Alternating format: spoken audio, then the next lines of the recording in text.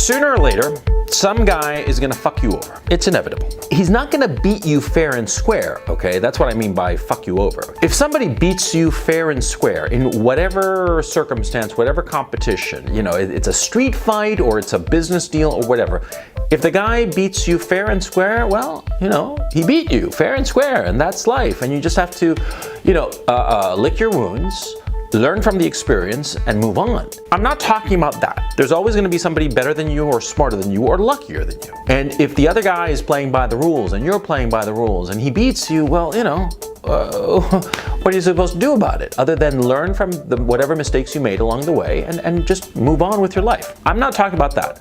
I'm talking about the guy who fucks you over, who, you know, breaks the rules or goes against the rules and fucks you over and quote unquote wins. And it's humiliating or it's just, you know, enraging. And you find yourself thinking of how you're going to get your revenge on this guy. I'm talking about that kind of situation. In that kind of situation, the best revenge is living well. It's a famous saying. The best revenge is living well, and it seems empty, especially when you're in the heat of the moment, especially right when the guy fucked you over, right after you realize how he fucked you over and how he just did not play by the rules, and by, you know, by trickery or by deceit or by lies or whatever, he fucked you over, and you're thinking to yourself, I want to get revenge on this son of a bitch, right? At that moment, you're going to hear words like, oh, you know, living well is the best revenge. You're going to say, fuck you, asshole. You know, the best revenge is revenge, right? That's what you're going to be thinking. Of course you're going to be thinking that because we all think of that, right? In that moment, you have to chill out and turn your mind away from thoughts of revenge and turn your mind towards living well. Now, let me explain why. See, when you get fucked over, right when it happens, you get fucked over by some guy, of course you're going to be enraged. Of course you're going to, you know, just yell and scream and just, you know, hit your pillow and just be like, oh my God, I got fucked over, right? You're going to be so enraged. It's happened to everybody. It's happened to me, certainly, more than once. And you're going to daydream for a while of getting your revenge, right? And you're going to, you know, daydream for, you know, maybe a day or a week or a month, maybe even, how you're going to get revenge on this asshole who fucked you over. It's going to bother you not because he beat you. It's going to bother you because he cheated in order to beat you. He broke the rules, whatever those rules might happen to be in the given circumstances, right? That's why you want revenge, because you're feeling to yourself, you know, this guy didn't win fair and square. Because when you lose fair and square, right? When you play a game or you're in a street fight or whatever, you know, there are certain rules. Sometimes they're very explicit and sometimes they're tacit, right? In like a game of chess, for instance, the rules are very codified and very rigid, and we all know what the rules are. Guy beats you following the rules, you know, that's life. In a street fight, you know, you get into a street fight with the guy and the rules are basically, you know, no eye gouging and no hitting in the balls, right? And he beats you up, well, you know, played by the rules, he fought by the rules, that's life, right? But when a guy beats you and he's breaking the rules in order to beat you, that's when you think of revenge, right? And you're going to think about it and daydream about it for a while. But here's the problem with revenge. As you think of revenge, your thoughts are turning on your enemy. You're not thinking about yourself, you're thinking about your enemy. And you're thinking, how could it be that I could hurt him? How could I hurt him in a way that would really, like he hurt me, I hurt him. How could I exact my revenge? And you're thinking about him. You're thinking about him, the guy who fucked you over, or that you believe fucked you over, right? And you're not thinking about yourself. See? You're putting all of your attention on the guy that fucked you over. But you're not thinking about your own situation. You're not thinking about your own happiness. You're not thinking about your own objectives. The more you think of revenge, the more the guy lives, as they say in that expression, he lives rent-free in your head, right? Because that's what's going on. See? You're thinking about the enemy who fucked you over. You're thinking and thinking and thinking about him. And what are you achieving? Nothing. You're not achieving anything insofar as your circumstances are concerned, right? Because you're thinking of revenge. You're thinking of how you're going to situate yourself or plot a strategy or whatever the fuck to hurt the guy. Okay? I mean, I don't have a problem with hurting somebody that hurt you. That's not the issue. It's not a moral issue. It's a practical issue. It's a pragmatic issue. The more time you spend thinking about your enemy, the less time you're thinking about your own circumstances, your own best interests. See, I've had people who have fucked me over the years. Lots of times. Lots of guys have fucked me over. Especially because, I have a habit of making enemies, right? Well, that's for another conversation. But the point is, lots of guys have fucked me over. And when I was very young, I'm talking teenager, right? I was thinking to myself, oh, I'm going to get them. I'm going to fuck them over. They'll remember my name, yeah, because when I get the chance, I'm going to fuck them over. And I, created all kinds of stupid, idiotic plots and schemes to get my revenge. And of course, none of them came to fruition. Of course not. See, and that's how I started to learn that any kind of plot or scheme for revenge rarely comes to fruition. It rarely works, okay? Because life changes, circumstances change, okay? And so any plot of revenge that you might have, yeah, it might work, on day 1, but by day 100, things will have changed so much that it won't mean a damn thing. You see what I'm saying? So anyway, when I was young, I used to think about revenge, and then as I got older, I realized that, time moves on and forget about it. But if fate or destiny or karma or whatever put me in the position to trip up the guy who'd fucked me over, of course I would trip him up. Of course. Yeah, no question. See, again, I'm not arguing against the morality of revenge. See? I'm not. I understand that, or at least I believe morally, that if somebody fucks you over by breaking the rules or in a dishonest way, then you have the moral right, but not obligation, the moral right to fuck them over if circumstances allow it.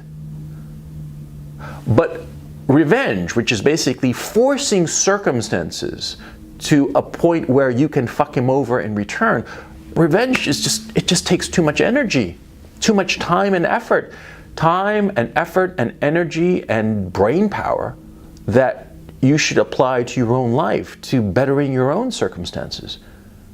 And often as not, that is the best revenge. Now, there's a circumstance in my own personal, or not personal, in my YouTube career that I can go into some detail about. There's a guy, I'm not even going to bother to mention him. This guy, he was a YouTuber, pretty popular YouTuber in his day, about a year ago. And a little over a year ago, he was, king shit of Turd Mountain. Things were pretty good in his life, right? And he tried to fuck over this girl, okay? Another YouTuber. He tried to fuck her over. I think it's because he secretly desired her and she didn't give him the time of day. But that's idle speculation. The point is he tried to fuck her over and tried to get her doxxed and fired from her job, right?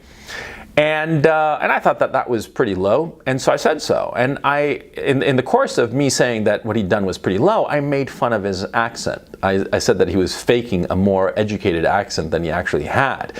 And because of this guy just went insane, right? And he went on this weird jihad against me. Revenge, right? He was seeking revenge against me, and the thing blew up in his face. I didn't do anything, see? But his schemes and machinations to get back at me destroyed his YouTube career. It really did.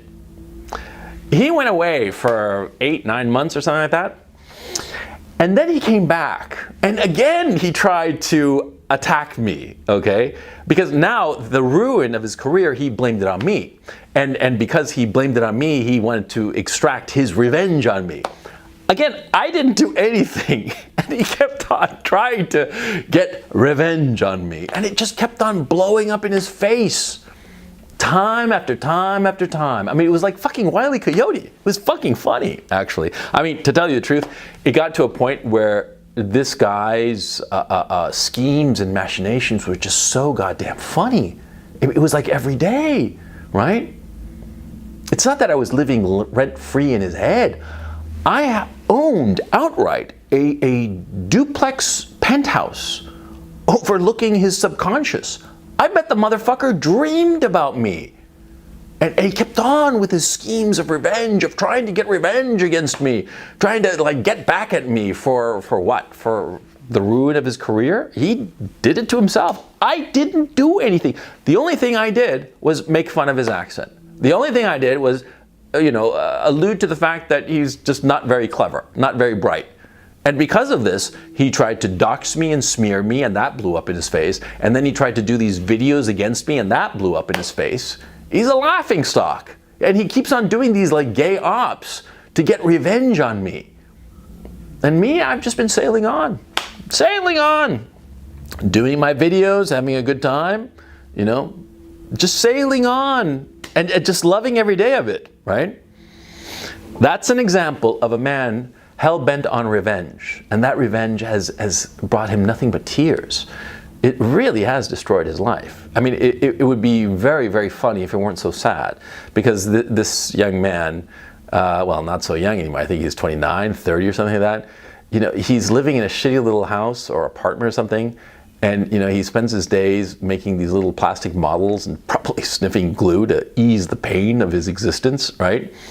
He lives on his mother's allowance, he's just basically broke and plays video games all day and LARPs on Twitter and Discord and God knows where else with these like weird gay ops. And for what? He's trying to get revenge on his enemies. And every time he tries to get his revenge on his enemies, because I'm not the only enemy he's got, right? Every single time he tries to do this, he just looks more and more foolish, and he's destroyed his life. This is an object lesson of what happens when you allow revenge and thoughts of revenge to dominate your life. This guy, his life is a misery because he's trying to get revenge. Revenge on me, revenge on some other enemies, revenge, revenge, revenge. All of his thoughts are hell-bent on this notion of revenge. And what will he achieve? Nothing. There is nothing to be achieved. And me, I'm just living my life, having a wonderful time. His other enemies, same thing. They're just living their lives, just enjoying the wonders of life. And this guy's entire consciousness, his whole attention, his limited intellect, and all of his energy is dedicated to revenge, and he's getting nothing, absolutely nothing out of it, except misery. Don't be like that. Don't allow yourself to fall into thoughts of revenge. Don't allow yourself to fall into the trap that is revenge, because it's a trap. It is a trap. It is a trap that, in a weird way, your enemies, the people who fucked you over, they're sort of like, waiting for you to do it. Because they will own you, okay? They will own you. And the people who fucked you over, that if they truly did fuck you over, well, in short order, you'll probably have an opportunity to fuck them over. And, without even having to try. Because weirdly, it sounds a little passive, but I do tend to believe that there is such a thing as karma. And karma rolls around. When somebody fucks you over, it usually rolls around and you get the chance to fuck them over back in return. And you don't even have to move from your chair to do it. You can just sit pat and it just comes to you. I don't quite understand how it happens, but it happens, okay? Don't worry about revenge. Don't worry about trying to fuck over a guy who fucked you over, okay? Karma will take care of him.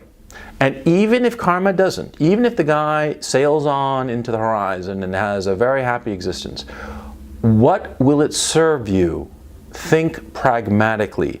Life is way too short to be wasting it on revenge.